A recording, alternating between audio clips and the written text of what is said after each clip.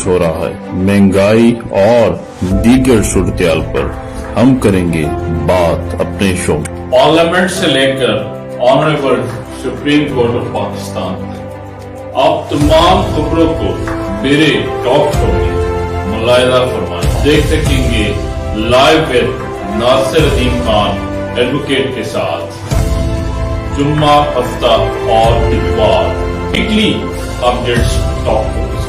मैं बनूंगा आपकी आवाज, आपके लिए, आपकी खातिर। Live with Nasir Azeem Khan advocate. आप देख रहे हैं मेरा social media platform Nasir Azeem Khan advocate. आपसे मुखातिब हूँ, हाज़िर खिदमत।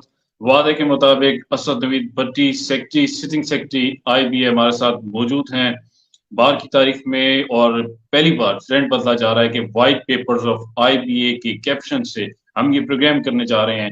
इस साल के white papers secretary district bar association अपनी ही विल से जारी करना चाह रहे हैं। पूरे साल की परफॉर्मेंस क्या रही, पूरे साल में मुश्किलात क्या आई और इसके साथ साथ वजूहात क्या थी, क्यों मामलात रुकावट के बाइस बने, लास्ट कैबिनेट ने क्या किया, आने वालों के लिए फॉलो अप क्या देकर जा रहे हैं। इनके साथ तवील निशिस्त हम करना चाहेंगे। इस पूरे टॉक शो एक्सक्लूसिव इंटरव्यू का लुब्बे लबाब और मकसद भी यही है कि secretary district bar Asad Naveed Bhatti साहब से जानना चाहेंगे कि फ्यूचर का लाएअमल क्या देने जा रहे हैं। और एक बड़ी अहम बात, कुछ दिनों के बाद ये एक अहम ऐलान भी करना चाह रहे हैं और बताएंगे कि फ्यूचर में वकला के लिए जो मसाइल इस वक्त भी मौजूद हैं चैम्बर्स के हवाले से क्या क्या ये सोच रखी हुई है इन्होंने और ये क्या करने जा रहे हैं। मौजूदा साल में किन किन मुश्किलात का सामना करना पड़ा,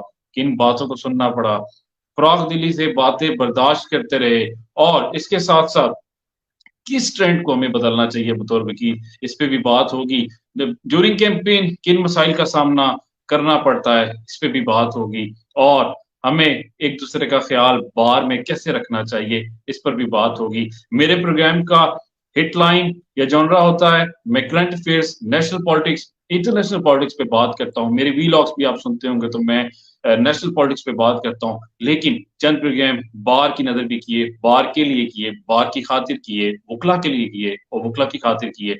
आज का प्रोग्राम भी इसी पेश नजर आपकी समातों की नजर और आपकी निगाहों की नजर किया जा रहा है। आप सुनेंगे हमारी गुफ्तगू इस हवाले से कि होना क्या चाहिए और होने क्या जा रहा है। उससे पहले एक शेर पेश करना चाहूंगा, आप लोगों की नजर करूंगा, फिर प्रोग्राम का बाकायदा आगाज करेंगे कि मेरी सदा को दबाना तो खैर मुमकिन है, मगर हयात की ललकार कौन रोकेगा।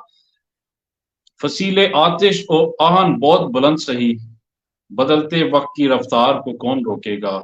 नए ख्याल की परवाज रोकने वालों, नए ख्याल की परवाज रोकने वालों, नए अवाम की तलवार कौन रोकेगा। हमारे साथ मौजूद हैं असद नवीद भट्टी साहब, सिटिंग सेक्रेटरी IBA इस्लामाबाद। भट्टी साहब बहुत शुक्रिया, आपने टाइम दिया और आपने भी ख्वाहिश का इजहार किया था व्हाइट पेपर्स और IBA जारी करने का।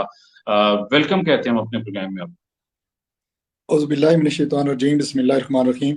नासिर भाई बहुत शुक्रिया मैं तहे दिल से आपका मशकूर हूँ कि आपने एक इतना अच्छा प्लेटफॉर्म मुहैया किया। और मुझे सबसे ज़्यादा जो खुशी है वो इस बात की है कि हमारी बार में एक बेहतरीन मुबाहिसे की और सवाल जवाब की जो रवायत आपने डाली है, ये इंतहाई खुशाइंद और मेरा दिल इस पे बहुत खुश है और मैं तहे दिल से आपका इस चीज़ पे मशकूर हूँ। Thank you so much Nasir भाई। अच्छा भट्टी साहब, क्या कहना चाहेंगे, किन मसाइल का सामना आगाज से ही करना पड़ा? पहले महीने की बात कर रहा हूँ जब जनवरी में आपको आपकी काबीना ने इक़्तिदार को संभाला, बार में एक मामला आपकी तरफ ट्रांसफर होकर आया, किन मसाइल का सामना था, पहले उन पे बात कर लीजिए। नासिर भाई सबसे पहले तो मैं एक चीज़ क्लियर कर दूं कि इस साल में अल्हम्दुलिल्लाह जो हमें कामयाबियां मिली या कहीं पे हम नाकाम हुए या कहीं पे हम लोगों की उम्मीदों पे पूरा नहीं उतरे, तो इस सारे सिनेरियो में हमने एज अ टीम काम किया है। असद नवीद भट्टी अकेले ने कुछ नहीं किया, या मैं ये नहीं कह सकता कि कुछ अच्छा हुआ तो असद नवीद भट्टी ने कर दिया और कुछ बुरा हुआ तो उसमें असद नवीद भट्टी नहीं है।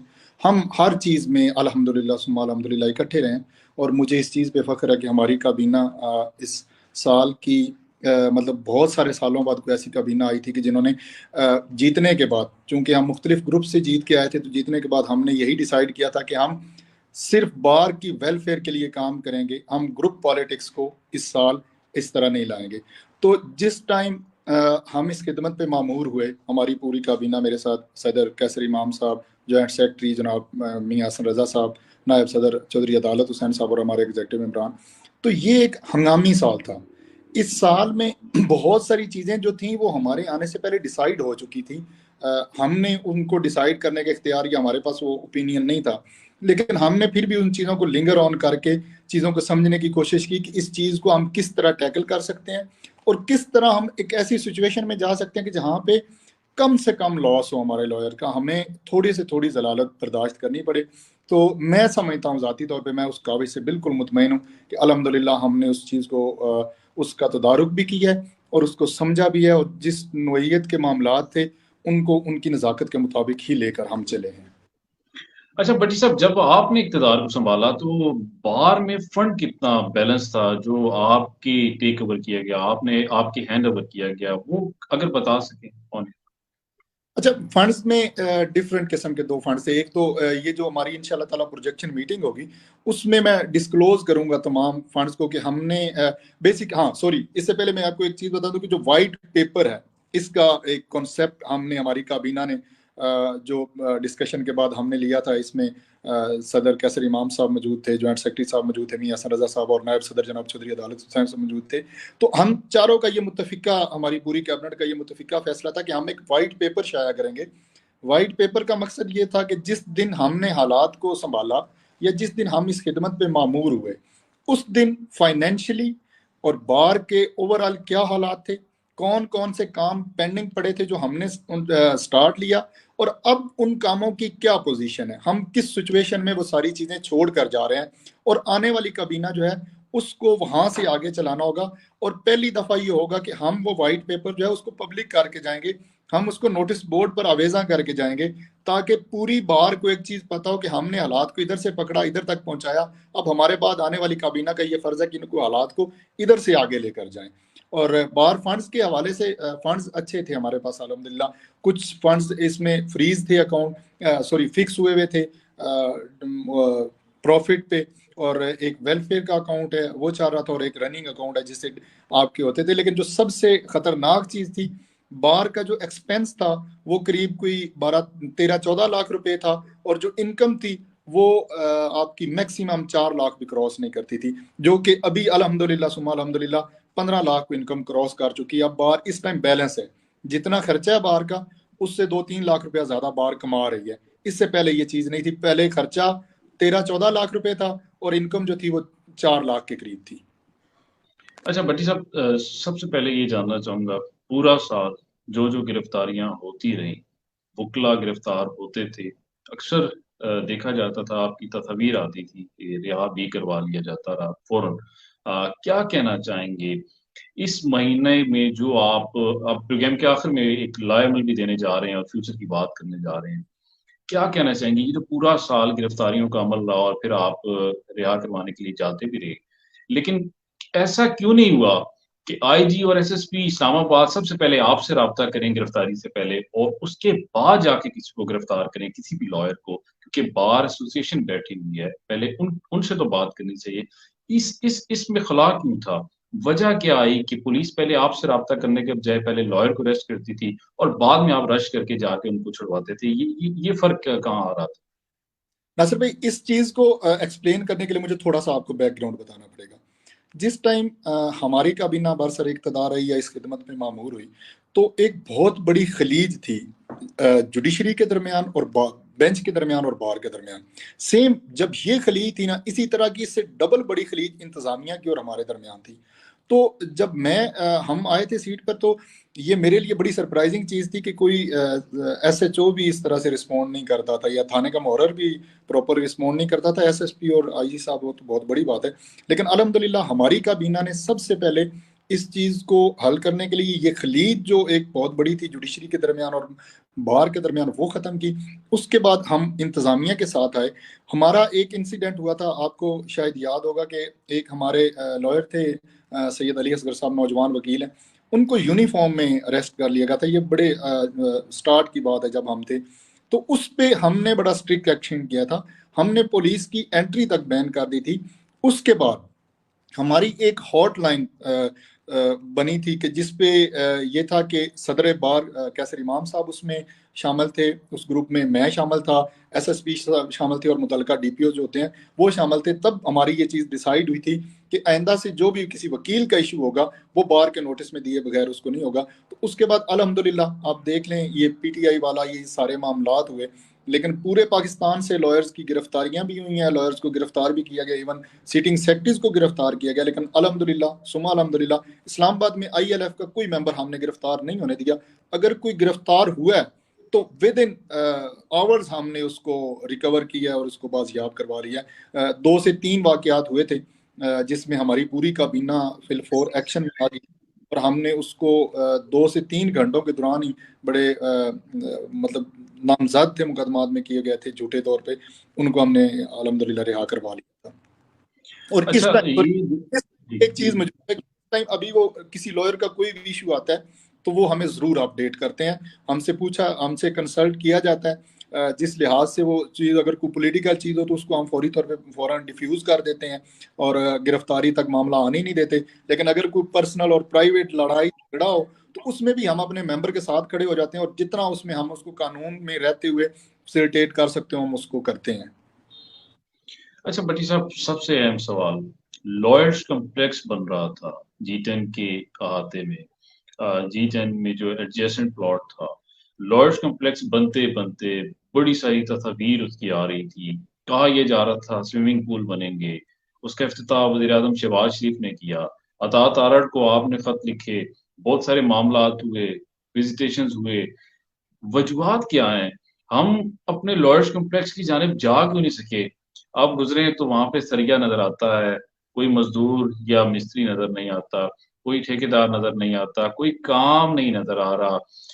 हमारा ऑफिस वहां पे बन रहा था लेकिन अब नहीं है। वजूहात क्या है, क्यों रुका, और अब हम मुतबादिल कहाँ जाना चाह रहे हैं, होना क्या है, अब हमने करना क्या है इसके बाद? नासिर भाई, जो सबसे अहम बात है कि मैं किसी पे ये बात नहीं करना चाहता कि पिछले 40 सालों में इस बार के साथ क्या हुआ और लास्ट कैबिनेट्स ने या किसी ने क्या किया, किसी का मैं समझता हूँ कोई कसूर नहीं है, क्योंकि जिसने जो किया वो अपने बात का खुद जिम्मेदार है। मैं उन चीज़ों पे बात करूंगा कि जो हमने की, हमें दरपेश थी। मैं इसका आपको थोड़ा सा बैकग्राउंड बता दूं। जनाब फ़रोग नसीम साहब जब लॉ मिनिस्टर थे तब 1 अरब और 80 करोड़ रुपए की, पहले 1 अरब और 50 करोड़ रुपया एलोकेट हुआ, फिर वो बढ़ाकर 1 करोड़ 80 लाख कर दिया गया, लेकिन वो अमाउंट फ्रीज कर दी गई थी।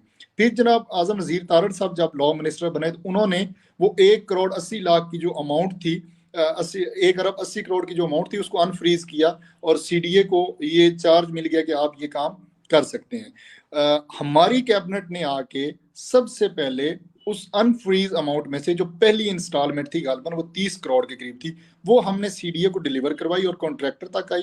पहली दफा प्रैक्टिकली कोई काम जो स्टार्ट हुआ था वो हमारी कैबिनेट आने के बाद हमने जब ये इंतहाई अच्छी कोशिशें करके हमारी काबीना ने इस चीज को उस फंड को रिलीज करवाया और काम स्टार्ट हो गया। अब प्रॉब्लम यह है कि वो 30 करोड़ जितने तक तो था तो काम होता रहा। अभी ओवरऑल पाकिस्तान के जैसे हालात हैं, एक फाइनेंशियल क्राइसिस का इशू चल रहा है पाकिस्तान में, तो ओवरऑल ही इन्होंने चीज़ों को रोका है। उसी चीज़ की नज़र हमारा कम्प्लेक्स भी हो गया, लेकिन इसमें हम इन कोई जान हमने छोड़ी भी नहीं है। अभी उनका प्रॉब्लम ये आ रहा है, सॉरी इंटरप्ट हो गए, एक टेक्निकल रीजन चल रही है कि सीडीए ये कहता है कि लॉ मिनिस्ट्री ने हमसे जुडिशल कम्प्लेक्स बनवाया, उसके फंड्स अभी तक उन्होंने हमें पूरे नहीं क्लियर किए, तो पहले वो हमें कुछ फंड दें तो हम ताकि आगे काम कर सकें। अभी 19 तारीख है चीफ जस्टिस साहब के पास, तो इंशाल्लाह ताला उसमें ये इशू रिजॉल्व हो जाएगा अल्लाह के हुक्म से, मुझे पूरा यकीन है इंशाल्लाह ताला। बट साहब शेर एक तमाम व्यूअर्स की जानिब नज़र करूंगा, और वो कहा यह जाता है, और अक्सर ही कहा जाता है, रहनुमाओं को कहा जाता है कि तू इधर उधर की ना बात कर, ये बता काफिला क्यों लुटा, मुझे राहजनों से गिला नहीं तेरी राहबरी का सवार है। बटी साहब, कसूर किसका है? मुझे ये बताएं कि जब ये एक मामला सीक्वेंस पे चल रहा था, आप लोगों के मामलात नून लीग की गवर्नमेंट से बड़े जबरदस्त चल रहे थे, तो ये सारा फंड इकट्ठा क्यों नहीं हुआ? हम हमारे लिए इकट्ठा एक काम क्यों नहीं हो सकता? जब जुडिशल कॉम्प्लेक्स जल्दी बन सकता है, लॉयर्स कॉम्प्लेक्स फिल फॉर क्यों नहीं बन सकता था? ये इतना डिले, वजूहात क्या है? कसूरवार कौन है? हाँ, ये आपका पॉइंट बहुत वैलिड है कि जब जुडिशल कम्प्लेक्स स्टार्ट हो गया था तो था लॉयर कम्प्लेक्स क्यों नहीं स्टार्ट हुआ था। अब इस चीज का जवाब वो दे सकते हैं जो उस टाइम बरसरे इक़्तिदार थे, लेकिन इस चीज को मैं जनरली ये गलती मानता हूँ कि जब जुडिशल कम्प्लेक्स स्टार्ट हो गया था, इसके फंड एलोकेट हो गए थे, तो ये काम उस टाइम स्टार्ट हो जाना चाहिए था। लेकिन उसका मैं चूंकि जवाब दे इसलिए नहीं हूँ कि वो मेरे दौर में नहीं हुआ। अभी नासिर भाई, कुछ टेक्निकलिटीज होती हैं। ये फंड्स कभी भी इतने बड़े प्रोजेक्ट्स के फंड्स एक साथ नहीं होते। इनका 10%, 20% और 30% की रेशो के साथ जो होते हैं, कॉन्ट्रैक्टर काम करता है, साथ साथ उसको फंड्स रिलीज होते जाते हैं। अभी जब एक करंट सिचुएशन में हम आ गए हैं कि फाइनेंशियल क्राइसिस में पाकिस्तान है, उस वजह से ये डिले हुआ है। इसमें किसी भी बार कैबिनेट की कोई जो रिप्रेजेंटेटिव्स हैं उनका मैं कसूर नहीं समझता। वो बार काउंसिल हो, मैं हूँ, इसमें सबकी एफर्ट्स हैं। अदर देन कोई और इश्यूज हों तो उनमें हो सकता है। इसमें प्योरली एक गवर्नमेंट के एंड पे और सीडीए के एंड पे ज्यादा आप नालायकी इसमें जो कह सकते हैं या जो बेईमानी कह सकते हैं किसी हद तक है, वो चेयरमैन सीडीए की है। वो इस चीज में इतना अच्छा कोऑपरेट हमारे साथ नहीं कर रहा है, ये अच्छा फंड्स बट वाला साहब, इशू। मैं अगले सवाल से पहले ये आपको कहना चाहूंगा कि है यही दस्तूर दुनिया और यही देखा गया। फूल से खुशबू निकलते ही उसे फेंका गया। जिंदगी में मिल गए कितनों को सरकारी खिताब, मुफ्त में उनको खरीदा, मुफ्त में बेचा गया। मरने वालों को भी हर एजाज पार्लियामेंट में एहतमामन वारसों के हाथ सौंपा गया। तो मेरा ख्याल है हम अपनी जिंदगी में तो शायद इसे प्रॉपर ना देख सकें, लेकिन उम्मीद तो है। भट्टी साहब, अगली सोच क्या है?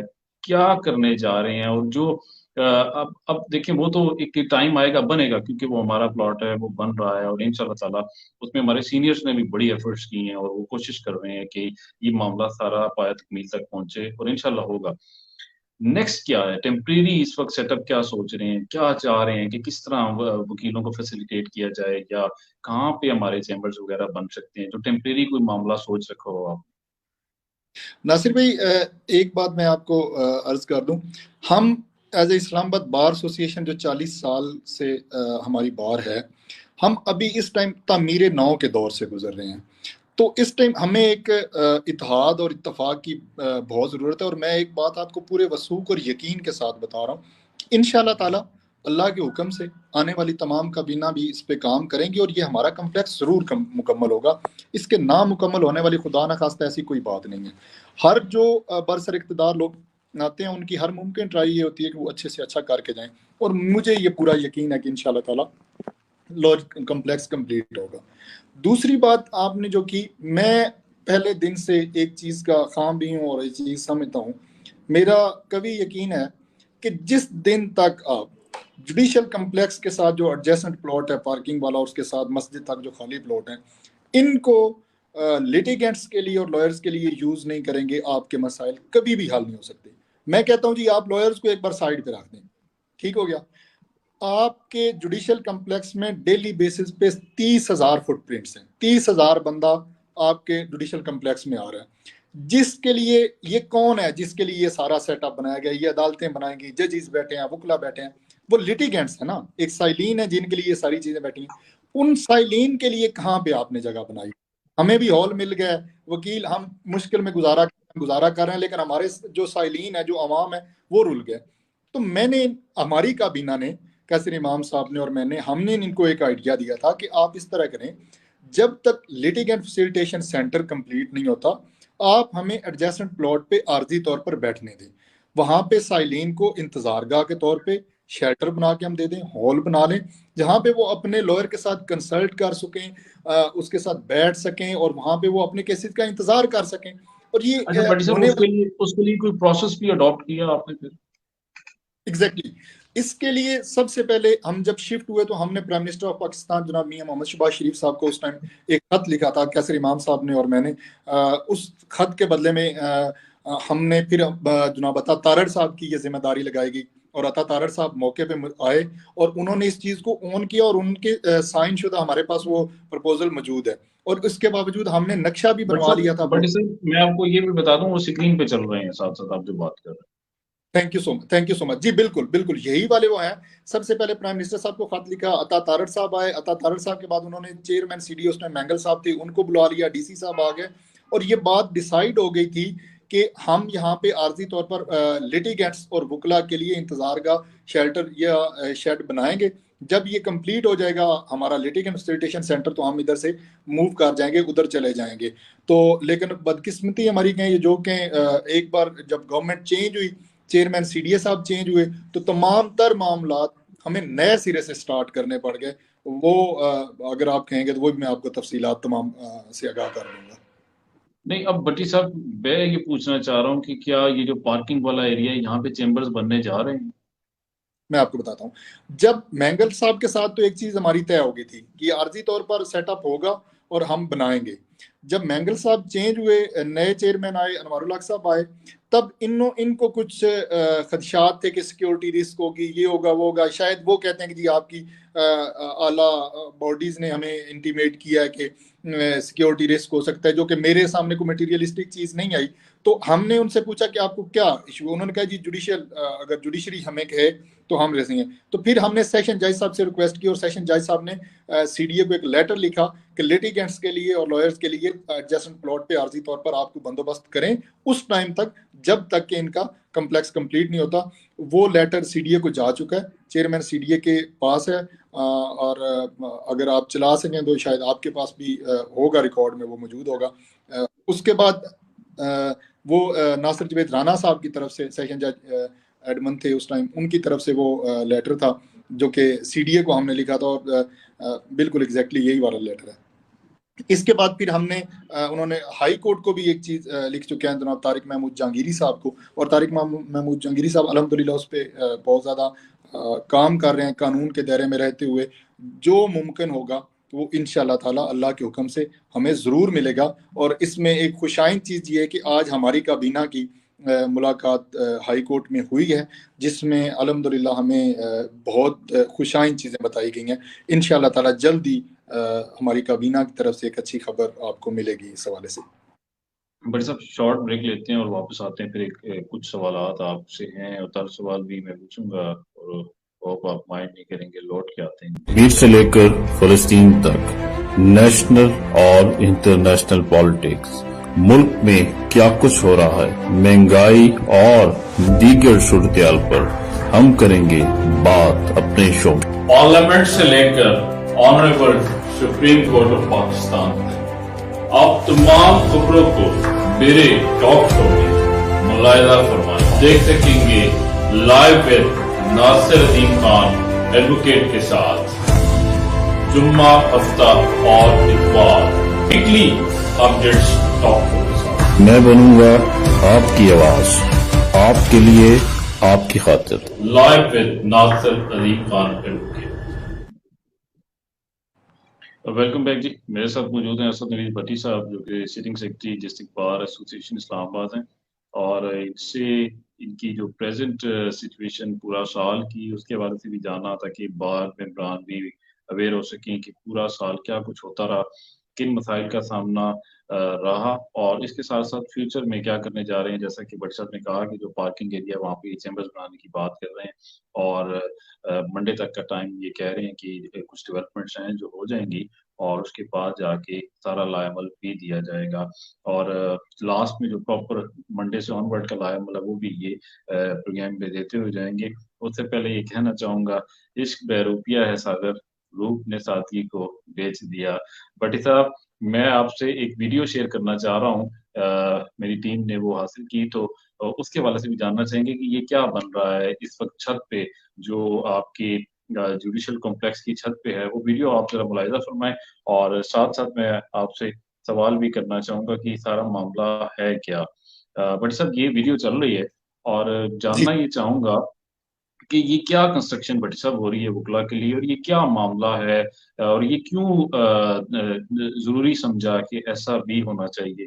क्या कहना चाहेंगे इसके हवाले से? नासिर भाई, ये एक बहुत अहम सवाल है। इस सवाल का जवाब थोड़ा सा लेंथी होगा, आपको मुझे टाइम देना होगा।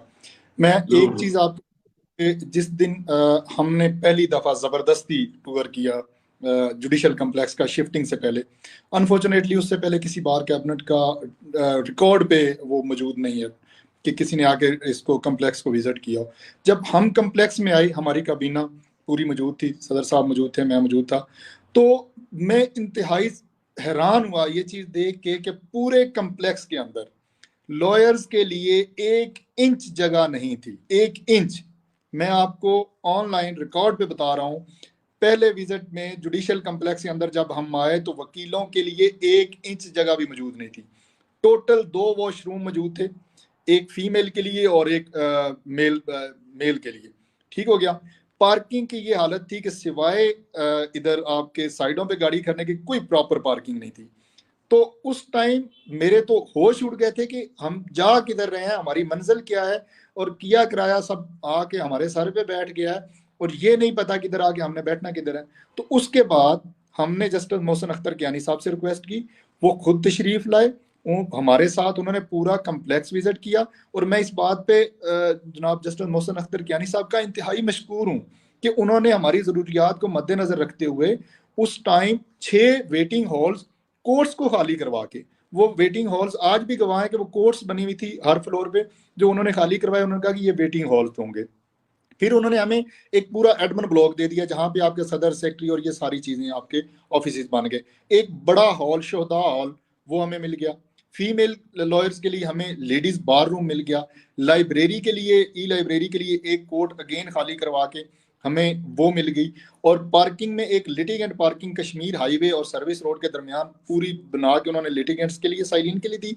और एडजेसेंट टू जो प्लॉट है आपके जुडिशल कम्प्लेक्स का, जहाँ पे अभी हम आर्जी सेटअप बनाना चाह रहे हैं, वहाँ पे उन्होंने लॉयर्स के लिए पार्किंग बनवाई। ये 2 बड़ी पार्किंग हमने बनवाई, 6 हॉल लिए, 3 नीचे हॉल लिए, ई लाइब्रेरी के लिए लिया हॉल। इसके बावजूद हमारी ज़रूरत पूरी नहीं हो रही थी कि हमारे लॉयर्स को मजीद जगह चाहिए थी, क्योंकि हमारी अल्हम्दुलिल्लाह मेंबरशिप जो 8,000 के करीब पहुंच चुकी है। तो आप अगर ऑब्जर्व करें ना जुडिशल कम्प्लेक्स के मैप को, तो जितने बाकी ब्लॉक्स हैं ना, ये सी ब्लॉक है जहाँ पे हमारा शुदा हॉल है और एडमिन ऑफिस है, इसके 2 फ्लोर सिर्फ बने हुए हैं, तीसरे फ्लोर पे स्पेस अवेलेबल थी। तो हमने रिक्वेस्ट की chief justice Islamabad high court जनाब आमिर फारूक साहब को कि ये पूरी स्पेस जो है लॉयर्स को दे दी जाए और हम खुद इसको बना लेंगे। यहाँ पे लॉयर्स ऑडिटोरियम कह लें, लॉयर सेक्रेटरिएट कह लें, उसके हवाले से हम एक जगह बना लें। तो चीफ साहब ने बहुत हमसे मोहब्बत करते हुए अल्हम्दुलिल्लाह ये हमें दे दिया। तो उसमें हमें एनओसी सीडीए ने भी दे दिया प्रीफैब स्ट्रक्चर का, और जुडिशरी ने भी हमें एनओसी दे दिया। तो उसके बाद हमने एक डिज़ाइन, एक प्लान किया। प्लान ये था कि एक पूरा उस पर हम हॉल बनाएंगे लॉयर्स के लिए, जिसमें एटलीस्ट आपके 300 से 400 वकील एक टाइम में बैठ सकेंगे। एक लेडीज बार रूम हम बनाएंगे, तकरीबन 150 से 200 की उधर स्पेस मौजूद होगी। एक बड़ी लाइब्रेरी बनाएंगे, इसी तरह एक किचन और तकरीबन 20 के करीब वहाँ पे वॉशरूम्स होंगे। और वहाँ पे हम कॉरपोरेट का एक ऑफिस बनाएंगे जहाँ पे आपके फॉर्म्स वगैरह, फोटोकॉपियर वगैरह, ये सारी चीज़ें आपको बनेगी। और ये एक बहुत बड़ी अचीवमेंट थी हमारी कैबिनेट की कि ये पूरा एक लॉयर सेक्रेटरिएट के लिए जो हमने स्पेस ले ली थी।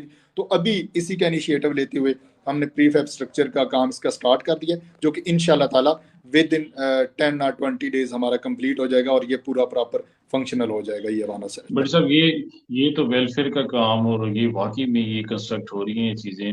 लेकिन एक सवाल तक भी करूंगा, इसके बिल्कुल सामने वाली बिल्डिंग के नीचे एक इफ्तिताह होता है, बड़ा लेविश किस्म का रेस्टोरेंट टाइप हमारे लिए बार रूम छोटा सा तैयार किया जाता है। लेकिन भट्टी साहब होता क्या है, कुछ दिन बाद फिर ताला लग जाता है और कहा यह जाता है कि वो रिवर्स हो गया है, वो कुछ और लोग यूज करेंगे। क्या कहना चाहेंगे, बार इतनी कमजोर हो गई है कि वो वापस इफ्तिताह हमारे लिए होता है, बुकला वहां बैठते रहे, 10-15 दिन चाय पीते रहे, और अब बार ने ये वापस कर दिया वो हॉल। जो क्या वो अच्छे जो सोफे लगे हुए हैं, अच्छी जो वहां पे चाय मिल रही, या अच्छा एनवायरनमेंट, क्या वुकला वहां पर नहीं बैठ सकते थे परमानेंट? क्या वो हमारे लिए नहीं हो सकता था? बार की काबीना, आप सेक्रेटरी साहब क्यों खामोश रहे, वो क्यों जाने दिया? और अगर जाना ही था तो इफ्तिताह हमारे लिए करवा कर हमारे 10-15 दिन की जो दिल बशोरी हुई वो क्यों हुई? अच्छा नासिर भाई, जिस गलबन आप जजेस कैफेटेरिया की बात कर रहे हैं, वो हॉल पहले दिन से हमारा नहीं था, ना हमने उसका इफ्तिताह किया है। एक कर्टसी के तौर पे वो चीज़ स्टार्ट में ये ज़रूर हुई थी कि जब जजेस आए थे तो सदर साहब की उसमें अच्छी एफर्ट्स थी और सदर साहब ने ये कहा था कि ये जगह सिर्फ जजेस के लिए नहीं होनी चाहिए, लॉयर्स की भी होनी चाहिए, और खोल दी गई। लेकिन उसके बाद एक और डेवलपमेंट हुई है, वो बिल्कुल भी लॉयर्स के लिए जगह as it is as such बंद नहीं हुई।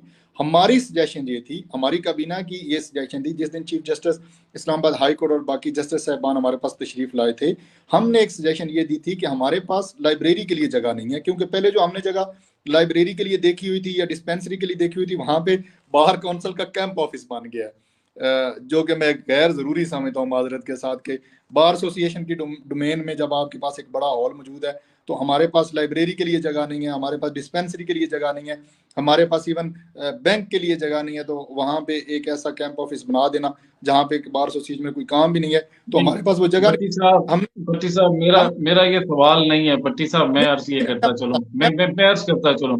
भट्टी साहब, वो जो ऑफिस बना जो बार काउंसिल का कह रहे हैं आप कैंप ऑफिस है, मैं भी ये समझता हूँ कि वो होना चाहिए, लेकिन भट्टी साहब जहाँ पे नासिर अजीम ने और असद नवीद भट्टी ने बैठ के चाय पीनी थी अच्छे सोफों पे, अच्छे टेबल्स और अच्छे एनवायरनमेंट में, वो क्यों गया? भट्टी साहब, पहले 15-20 दिन यही कहा जाता रहा कि ये वकला के लिए है।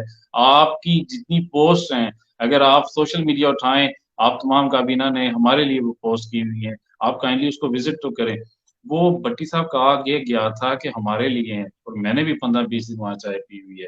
वकला सवाल नहीं कर पा रहे थे, मैंने सोचा आपसे सवाल करूं, और मुझे ये सवाल आज बहुत सारे वकला से मौसूल हुआ है कि ये आज आपने भट्टी साहब से पूछना है। बाकी तो नासिर भाई, डेवलपमेंट्स के काम आप अच्छे कर रहे हैं, जो वीडियोस देखे मैंने, मैं आपकी बता वीडियोस आपके कहे बगैर चला रहा हूँ, लेकिन उसका उसका मैं सवाल का जवाब दें। बाकी जो नासिर भाई, ऑफिस की आप बात करती हैं भट्टी साहब, काउंसिल का ऑफिस मैं समझता हूँ, क्योंकि बार काउंसिल इस्लामाबाद की है, इस्लामाबाद एक ही शहर है, वो होना चाहिए, कैंप ऑफिस होना चाहिए। आप हमारे चाय वाले ठिये की बात करें भट्टी साहब। मैं अर्ज करता हूँ आपको, चाय वाला जो ठिया वो बिल्कुल बंद नहीं हुआ। इस हवाले से सोशल मीडिया पे मेरी आईडी पे आप देख लें, कोई पोस्ट आपको नहीं मिलेगी।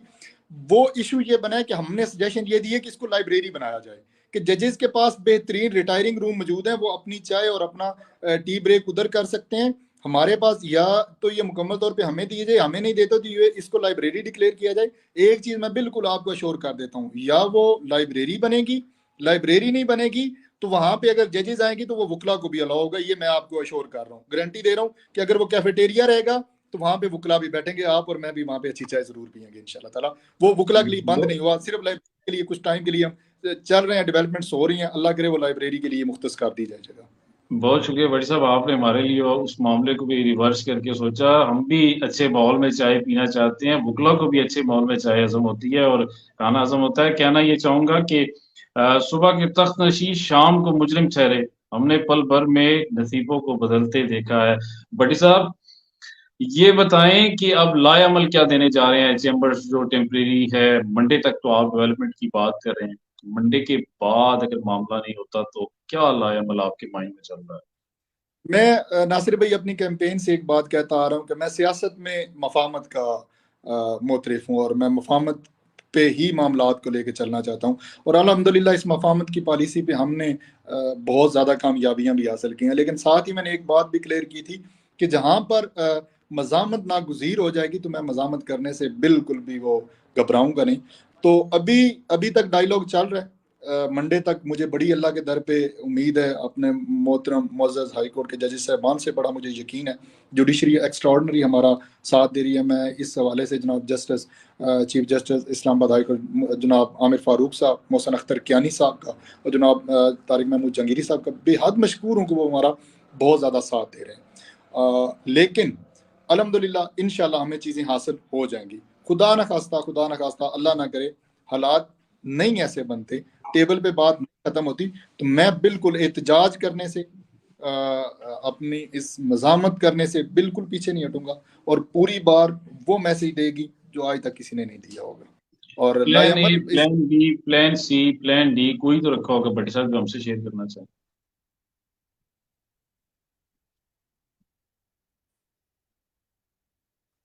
अ,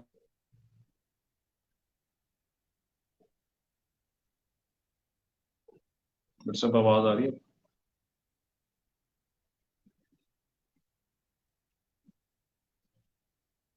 बट साहब, आपको आवाज आ रही है?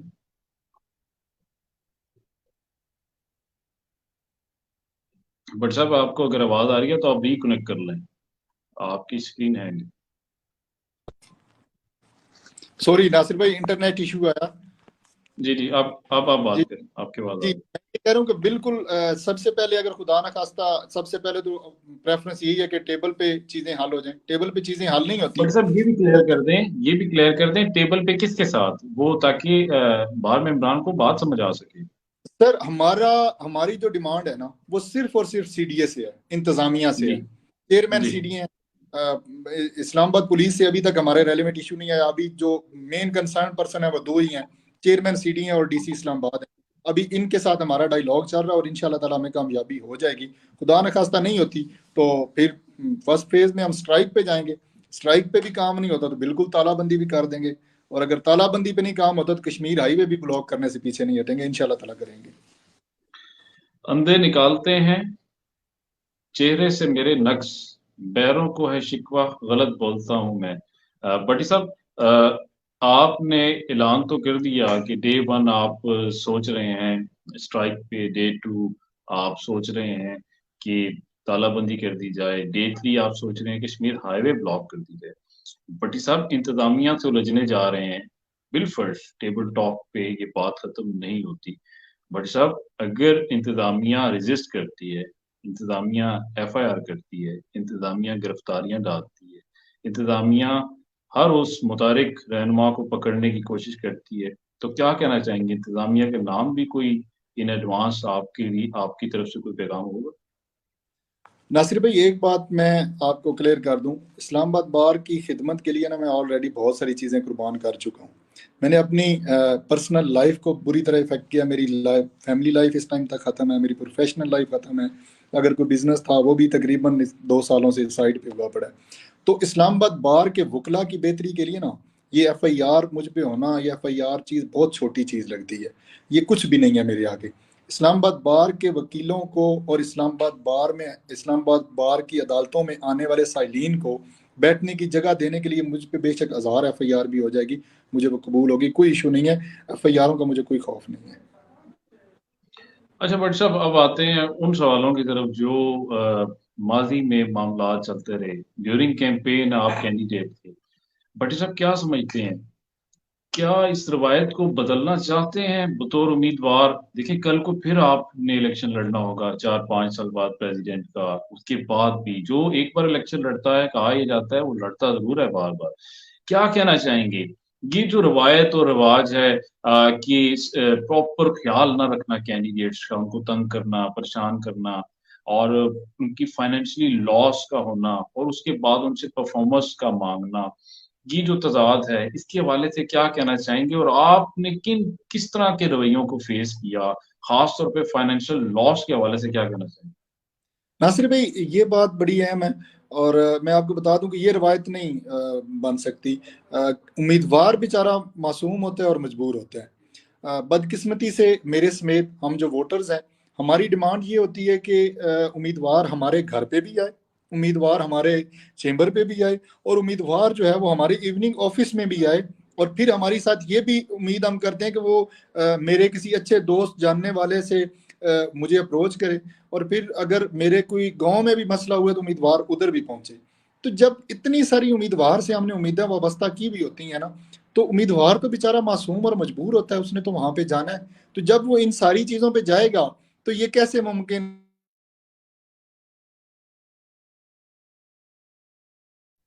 है कि उसके लिए सारी चीजें, तो उस लिहाज से। लेकिन कुछ चीज़ों में हमारी काबीना ने बहुत अच्छे इकदाम उठाए हैं। लाइक हमने इस दफ़ा ड्यूज उम्मीदवारों को उस तरह जमा नहीं करने दिए। हमने पहले से डिफ़ाल्टर लिस्ट को लगा के लोगों को कॉल्स की हैं। जो चीज़ें हम कर सकते थे हमने पूरी कोशिश की है, लेकिन ये गलत रवायत है, इसको ख़त्म होना चाहिए। बहुत ज़्यादा फाइनेंस इन्वॉल्व हो गया है इस्लाम बार इलेक्शंस में, जो कि एक गलत चीज़ है। जो लोग नहीं अफोर्ड कर सकते ये चीज़ें, उनके लिए ये बड़ा। अच्छा बट साहब क्या कहना चाहेंगे, मसाइल का जिक्र भी आपने किया, प्रोजेक्ट्स की बात भी की, क्या बाकी रह गया है जो फॉलो अप देना चाहेंगे आने वाली काबीना को? कैंडिडेट्स मैदान में हैं, 13 जनवरी को कहा जा रहा है इलेक्शन होगा, फॉलो अप क्या है? काफी सारे मसाइल अभी भी बाकी हैं, चाहे टेम्परेरी आप सेटअप दे भी जाएं चेम्बर्स का, और अगर टेम्परेरी सेटअप आप देते भी हैं तो वो आपकी टेन्योर में तो पूरा नहीं हो सकेगा, वो कंप्लीशन की जानिब नहीं जा सकेगा। फॉलो अप क्या देकर जा रहे हैं, और कितने मामलात अभी भी समझते हैं कि पेंडिंग है जो हमें कई सालों तक उसको कवर अप करना पड़ेगा।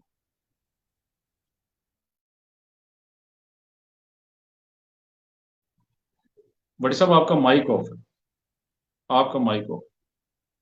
सॉरी नासिर भाई, मैं अर्ज कर दूं कि आने वाले 2 से 3 साल बहुत अहम है। अगर हमारी तरह, जिस तरह हमारी कैबिनेट ने काम किया, इस तरह काम अगले 1-2 साल हुआ तो इंशाअल्लाह ताला तमाम तर मसाइल खत्म हो जाएंगे। आने वाला साल एक इंतहाई अहम साल है। इस साल की कबीना जो होगी, जहां पे चीज़ों को हम छोड़ रहे हैं उनको, उन चीज़ों को आगे लेके जाना होगा, उनको एग्जीक्यूट करनी होगी बहुत सारी चीज़ें। तो वहां पे आपकी दिलेर क़यादत की बहुत आपको ज़रूरत होगी। मैं किसी की तरफदारी नहीं कर रहा, लेकिन आने वाले टाइम में आपको बहादुर क़यादत चाहिए। वो क़यादत चाहिए कि जो मौके की को समझ सके और उसके मुताबिक रिएक्ट कर सके, क्योंकि एग्जीक्यूशन काफ़ी सारे प्रोजेक्ट्स की नेक्स्ट ईयर होनी है आपके। बड़ी साहब, अगले सवाल की जानिब जाने से पहले कहना चाहूंगा कि फकीर शहर के तन पर लिबास बाकी है, अमीर शहर के अरमा अभी कहाँ निकले। बट साहब आपने क्यादत का जिक्र किया, जो स्ट्रॉन्ग क्यादत हो वो आनी चाहिए। आप कहना ये चाह रहे हैं कि उन लोगों को क्यादत दी जाए जो वाकई में स्ट्रॉन्ग हो। बट साहब सवाल ये है, और उससे पहले एक बार फिर आपकी नज़र एक शेयर करना चाहूंगा। हम उलट देते हैं सदियों के निकाब, हम जमानों की खबर रखते हैं। भट्टी साहब, आप वोटर्स को क्या सजेस्ट करना चाहेंगे, और आप क्या कहना चाहेंगे वोटर्स को?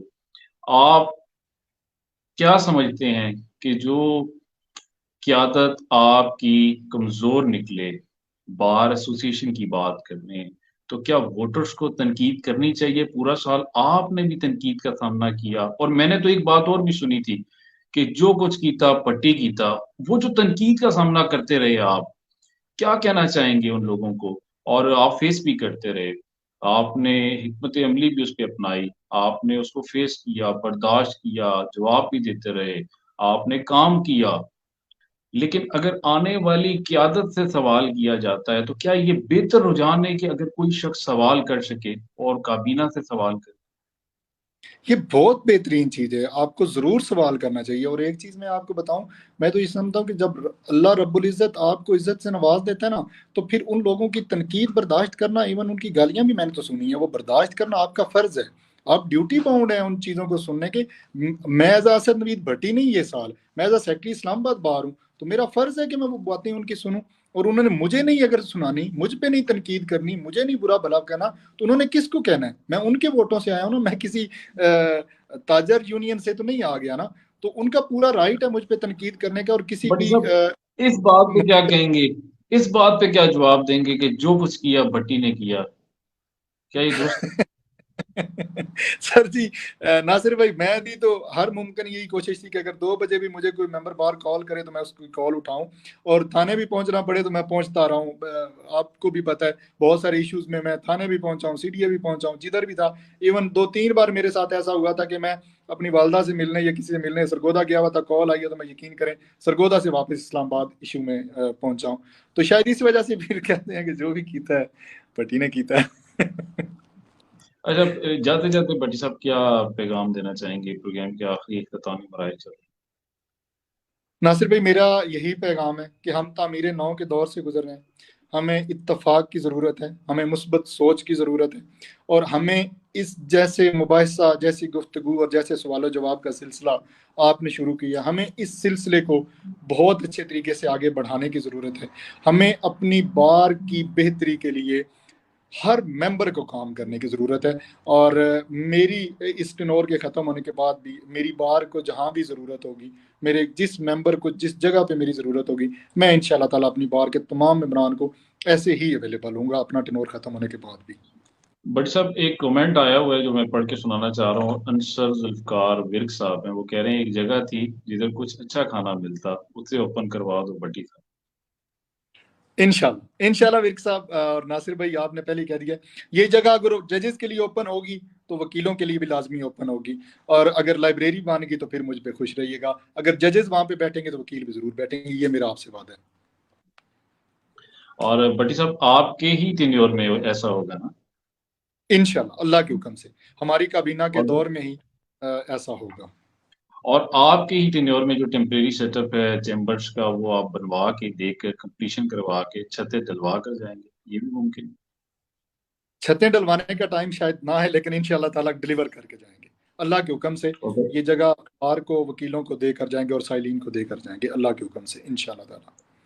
अच्छा भट्टी साहब, जाते जाते क्या कहना चाहेंगे, जो प्लेटफॉर्म आपको प्रोवाइड किया और जो मुख्तलिफ दोस्तों को, कैंडिडेट्स को कर रहा हूँ, और साथ साथ ये भी मैं पूछना चाहूँगा और बताना भी चाहूँगा दोस्तों को कि मैं करंट अफेयर्स, नेशनल और इंटरनेशनल पॉलिटिक्स पे बात करता हूँ, और कल भी मेरा प्रोग्राम रूल ऑफ लॉ पे बात करती हुई अक्सर वायरल नजर आती हैं रबिया बाजवा साहिबा, मेरे साथ लाइव होंगी।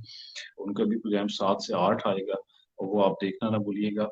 और इसके साथ साथ very next day Akbar S Babar sahab का इंटरव्यू करने जा रहा हूँ, जो कि उन्होंने इंटर पार्टी इलेक्शन चैलेंज किए हुए हैं। बहरहाल बार का मुझ पर हक है, तो मैं बार के लिए मुख्तलिफ प्रोग्राम्स उनकी ख्वाहिश पर, उनकी विश पर करता रहूंगा, और अगर मुझे वो कहते रहेंगे तो जरूर आवाज उठाते रहेंगे।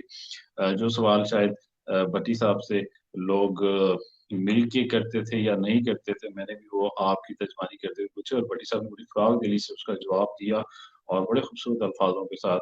और जाते जाते ये भी बता दूं कुछ नादान दोस्तों को कि सिर्फ भट्टी साहब की प्रोजेक्शन नहीं थी, भट्टी साहब से सवाल किए और भट्टी साहब ने उसका जवाब दिया, क्योंकि इस साल के ये वाइट पेपर्स ओरली इन्होंने शाया किए, उन्होंने इन्होंने बताया जुबानी अपने।